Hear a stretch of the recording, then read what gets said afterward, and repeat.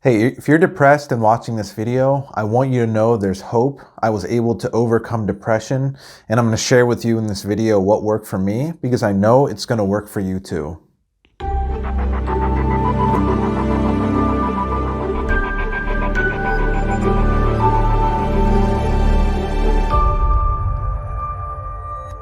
Hi, my name is Keve, and I help people improve every day by 1%. And today we're talking about depression. So I want you to take a moment and kind of be happy and kind of smile and be proud of yourself that you're kind of actively looking for a solution, because it's easy to just sit and kind of be depressed and sad and kind of stay in that state, but realizing that the one thing you can do to change your life in all aspects is to take action.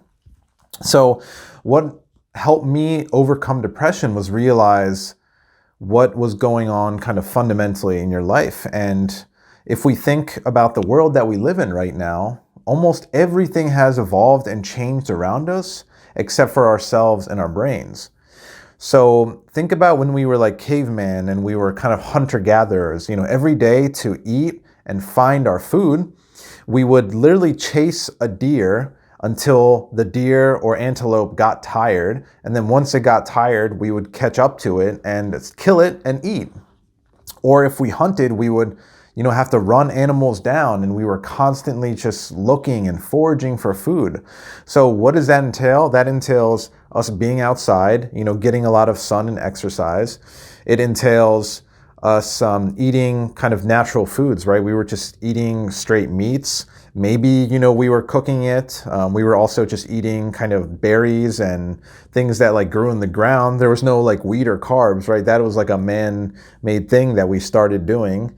And we were getting good sunshine. So all of these natural things that we used to do, we no longer are doing, right? If we want to get food, we can go through a drive-through for fast food, right? We're literally going to the grocery store and just picking out what we want. There's no like intense physical exercise or even prolonged periods. We're inside all day, right? We get into our square cars to go work in the square buildings and sit in our like square cubicles and then come home to our square rooms, and we're sedentary, right? We're sitting all the time. We're barely doing physical activities. That's why like a lot of high performers and people that are more successful in life tend to incorporate exercise in some way into their life. So, the way we eat our food, the exercise, the movement we do, and we're not even going outside that much.